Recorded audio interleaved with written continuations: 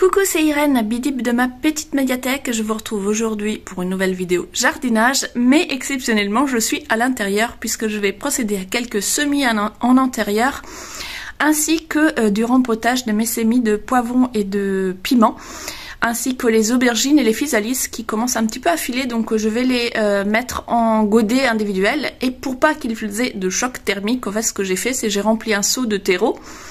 Donc pour les rempotages j'ai pris du terreau universel et pour les semis j'ai pris du terreau à semis parce que tamiser le terreau universel ça me saoulait tout simplement.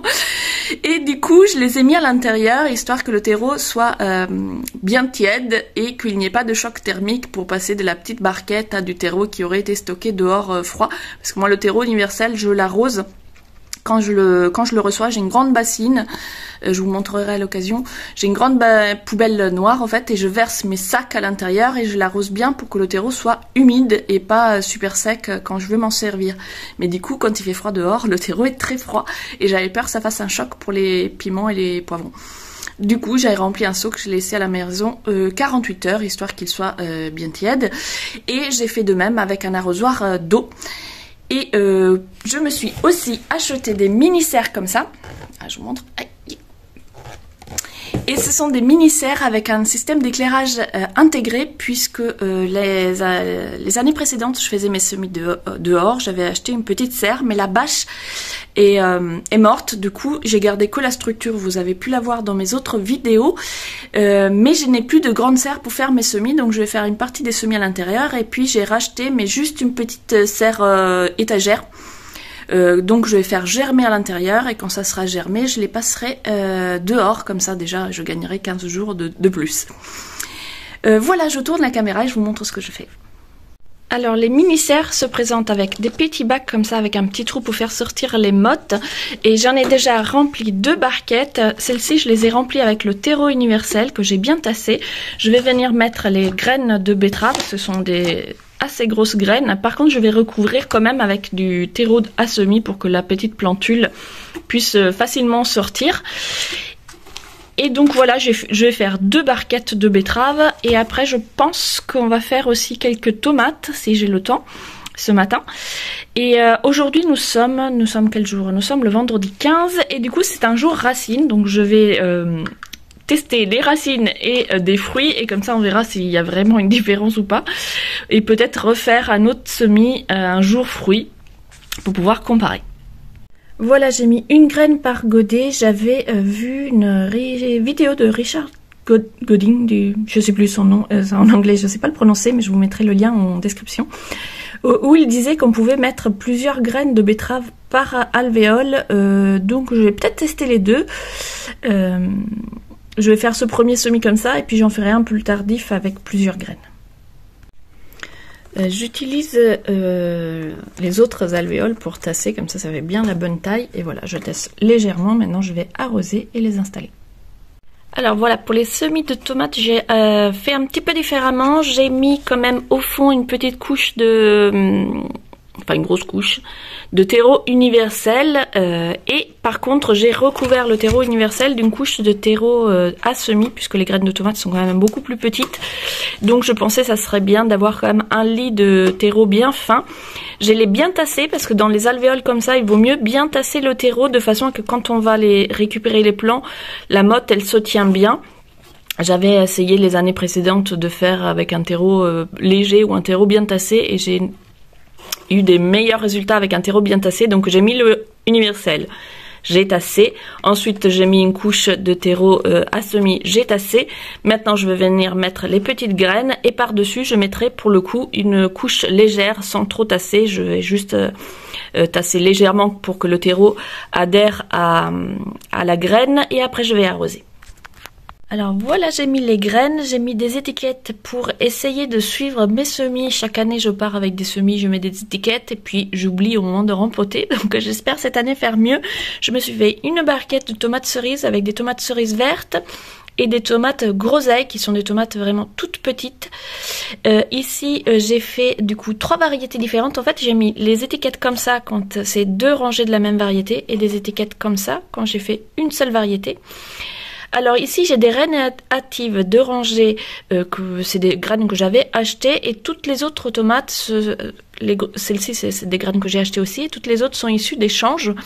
Donc ici j'ai fait 3 DSB, j'ai fait 3 précoces de Toto. Donc Toto est un youtubeur, ça fait longtemps que j'ai pas été voir sa chaîne, je ne sais pas s'il fait toujours des vidéos, en tout cas il faisait des vidéos potager, et il avait une variété dans son potager qui lui avait donné de très beaux résultats et dont il ne savait plus la variété, qui était issue probablement d'un croisement de différentes tomates qu'il avait faites. Et du coup, je lui avais demandé des graines qu'il avait très gentiment accepté de m'envoyer. Donc il m'en restait 3. Donc c'est mes 3 dernières. Il faudrait, je pense, à récupérer des graines. Ce sont des tomates jaunes. Et ici, j'ai 3 graines de Don Juan, 6 graines de Délice d'Or et 3 graines de chili verde. Et ces variétés-là, ce sont un échange que j'avais fait avec Jaco et Lily, qui ont énormément de variétés de tomates et qui proposaient de faire des échanges également. Et donc voilà, j'en avais profité. C'est des graines assez vieilles parce que ça fait un moment que j'avais fait cet échange, mais comme il m'en restait encore beaucoup, je vais tenter le coup. Et puis si jamais ça germe pas, on est encore tôt dans la saison, j'aurai tout à fait le temps de refaire des semis. Il me reste plein de paquets de graines, donc voilà, je fais cette première tentative, et puis ce qui germe pas, je remplacerai par un semis tardif. Je vais maintenant recouvrir de terreau, arroser et mettre les petites serres en place. Alors ça y est, mes petites serres sont en place sur cette petite étagère métallique que j'ai mis devant la porte vitrée. Voilà, habituellement elle me sert à mettre des plantes vertes, mais du coup là j'ai dégagé les espaces en bas pour mettre mes petites serres. Par contre je vais pas pouvoir allumer la lumière tout de suite parce que je me suis fait avoir, c'est livré donc avec ce câble. Ici on a pour attacher chaque petite lumière, et là on a une prise USB, mais je n'ai ni la rallonge ni le transfo pour pouvoir le brancher sur le secteur. Donc j'ai commandé une rallonge USB, et je dois avoir des petits transfos à chaque fois. Avant qu'on achetait un téléphone, c'était fourni avec, donc on a gardé tous les transfos. Je vais pouvoir en récupérer un. C'est vrai que maintenant les transfos ne sont plus fournis avec, donc je pensais pouvoir récupérer un transfo, mais j'ai pas de prise juste derrière, donc il me faut une rallonge. J'allumerai dès que je l'aurai reçu.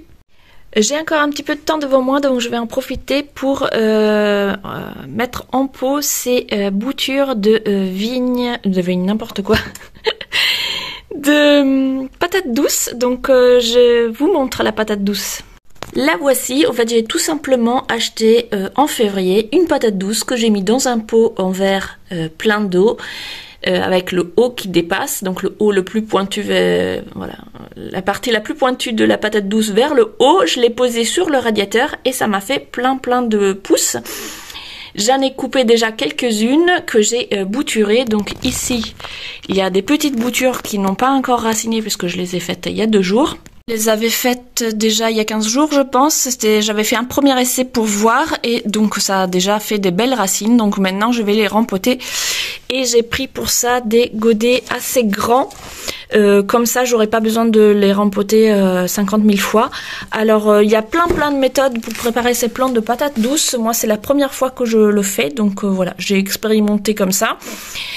Alors, sur YouTube, sur Instagram, vous verrez passer plein de tutos. J'en ai vu d'ailleurs un hier. La personne laissait 4 petits œillets comme ça pour faire ses boutures. Moi, j'en ai laissé 1 ou 2 max. Là, il y en a qu'un seul et ça a très bien raciné quand même. Donc, je vois pas l'intérêt d'en laisser 4. Celui-ci, ça a fonctionné aussi, il y en avait qu'un. Donc voilà, c'est ma première année, donc je fais ce qui me semble le plus simple et on verra ce que ça donne. Et puis comme ça, je pourrai voir s'il faut que je complexifie l'année prochaine ou pas. Alors, très simple, j'ai rempli mes godets de terreau universel, j'ai fait un petit trou au milieu, je vais venir mettre ma bouture et après je tasserai un petit peu le terreau et j'arroserai généreusement. Et on va voir ce que ça donne. Les petits plants de poivrons qui sont encore pas vraiment développés, je les laisse encore un petit peu. Par contre ici les semis de aubergines commencent à filer, donc je vais les rempoter même s'ils n'ont pas encore vraiment les vraies premières feuilles. Et donc je les je les enterre comme ça jusqu'au collet pour que ça renforce un petit peu la tige et les racines. Et ici les plants de poivrons que j'avais déjà rempotés et qui commencent à être, voilà, avoir des vrais... ça, c'est les vraies premières feuilles, ça, c'est les cotylédons. Et là, voilà, ceux-là, ils ont déjà des vraies premières feuilles. Ici, il y a aussi ce petit poivron que j'ai récupéré puisqu'il était bien développé également. Et là, ce sont les aubergines. Alors, avec les aubergines, j'avais mis des physalis et j'avoue que j'ai pas mis d'étiquette. Donc, je sais pas à ce stade faire la différence. Voilà mes petits rempotages terminés, donc j'ai changé un petit peu l'organisation sur cette étagère. J'ai du coup installé un système d'éclairage comme ça. Donc c'est vendu avec deux rangées de lumière que j'ai ici fait tourner en rond, voilà, pour que ça colle à la taille de l'étagère. J'ai ici les poivrons et les aubergines que je viens de rempoter. En dessous, j'ai des semis de betterave qui avaient commencé à germer, mais c'est pas du tout de la betterave, qu'est-ce que je raconte? C'est des blettes. Ils ont commencé à germer, mais ils avaient filé un petit peu parce qu'ils étaient juste devant la porte. Donc comme ça, ça devrait mieux fonctionner avec l'éclairage. Et ici, j'ai mis 2 boutures de patates douces. Les semis, oui, que j'ai fait hier, ils sont devant la fenêtre et en attente de la rallonge pour que j'allume l'éclairage. Mais en attendant, ils ont quand même un petit peu de lumière. Et les poivrons, je les ai remis ici. Je les laisse encore un petit peu patienter puisque il y a des graines qui viennent à peine de germer. Donc j'attends encore un peu. Celle-ci, c'est une serre qui chauffe. Donc je l'avais éteinte quand les autres poivrons avaient bien germé. Mais du coup là, je la rallume un petit peu. Peut-être que cette variété-là a besoin d'un peu plus de chaleur. Donc voilà, je vais la rallumer un tout petit peu. Et on verra ce que ça donne.